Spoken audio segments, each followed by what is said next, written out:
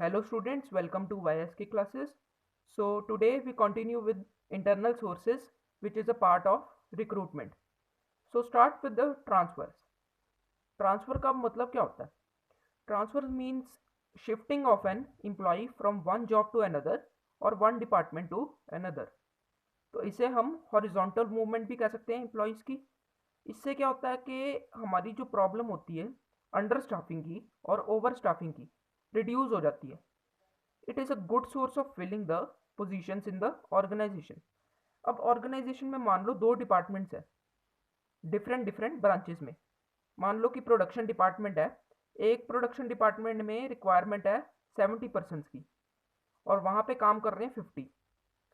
तो जहाँ पे ज़्यादा रिक्वायरमेंट है वहाँ पे जो एम्प्लॉयज़ हैं वो शिफ्ट कर दिए जाएंगे. तो इससे क्या होगा कि प्रॉब्लम ऑफ अंडर स्टाफिंग जो है वो कम हो जाएगी. तो it can be used for the training of the employees for learning different jobs. कि मान लो एक एम्प्लॉय है वो प्रोडक्शन डिपार्टमेंट में काम कर रहा है. अब उसे ज़्यादा नॉलेज देनी है और उसकी ट्रेनिंग करवानी है.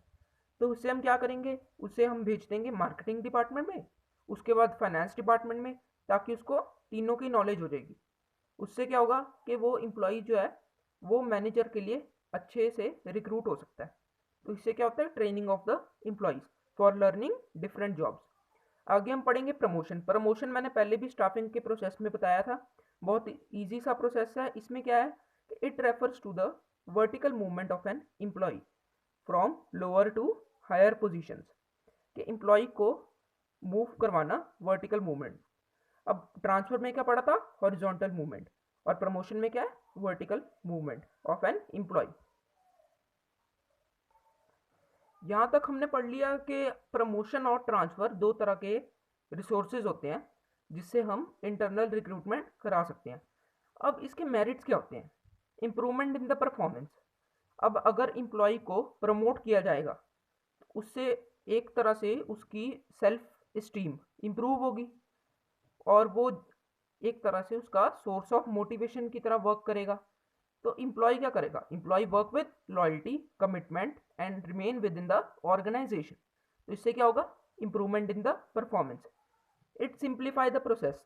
हमने पिछली वीडियो में स्टाफिंग के प्रोसेस के बारे में पढ़ा था.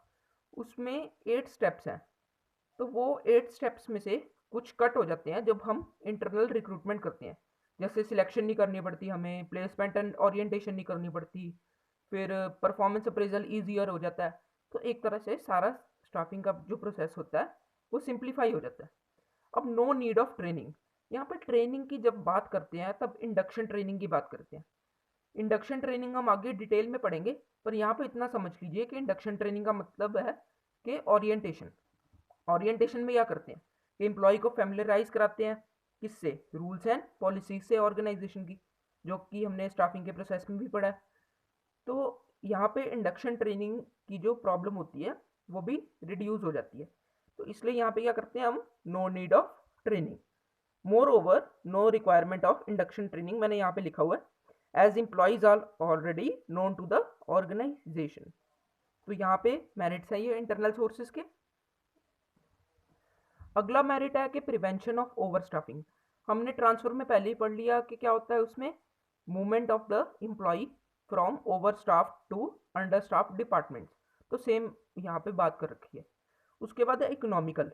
इकोनॉमिकल कैसे है कि एम्प्लॉयज़ को हम हायर कर रहे हैं अपनी ऑर्गेनाइजेशन से ही, मतलब प्रमोट कर रहे हैं. जैसे मान लो कि एक एम्प्लॉय था वो लोअर लेवल में काम करता था, अब उसको मिडिल लेवल की जॉब दे दी गई है.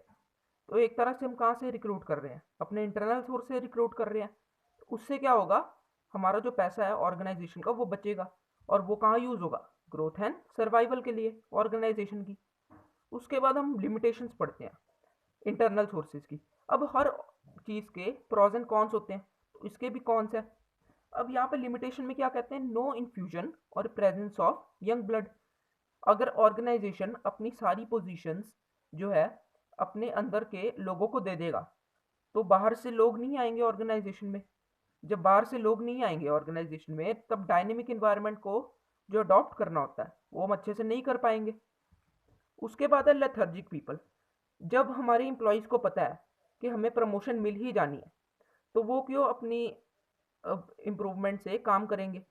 तो इसलिए क्या होता है, उनकी प्रोडक्टिविटी रिड्यूस हो जाती है। बहुत अच्छे पॉइंट है ये, बहुत इंटरेस्टिंग भी है। इसके बाद है कॉम्पिटेंसी रिडक्शन। कॉम्पिटेंसी रिडक्शन का मतलब क्या होता है, spirit of the competition is reduced when employees are assured of time bound promotions. जैसे कि गवर्नमेंट जॉब्स में होता है कि एम्प्लॉइज़ को पता है कि हमारे इतनी एज बार के बाद हमारी प्रमोशन हो जानी है, तो हम अच्छे से काम क्यों करें, हम कॉम्पिटिटिव स्पिरिट नहीं दिखा पाते, इसलिए गवर्नमेंट जॉब्स में ये देखा जाता है। अब decrease in productivity, frequent transfer में reduce the productivity of the organisation.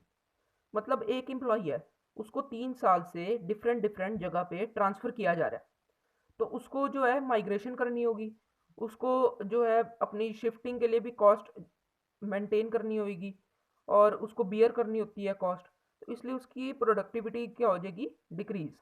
उसके बाद नो फिलिंग ऑफ वैकेंसीज। एक ऑर्गेनाइजेशन अपने सारी जितनी भी जॉब्स हैं और जितनी भी पोस्ट हैं वो इंटरनल सोर्सेज से रिक्रूट नहीं कर सकती। कैसे करेगी, अगर एडॉप्शन टू डायनेमिक इन्वायरमेंट जो है वो रिड्यूस हो जाएगा।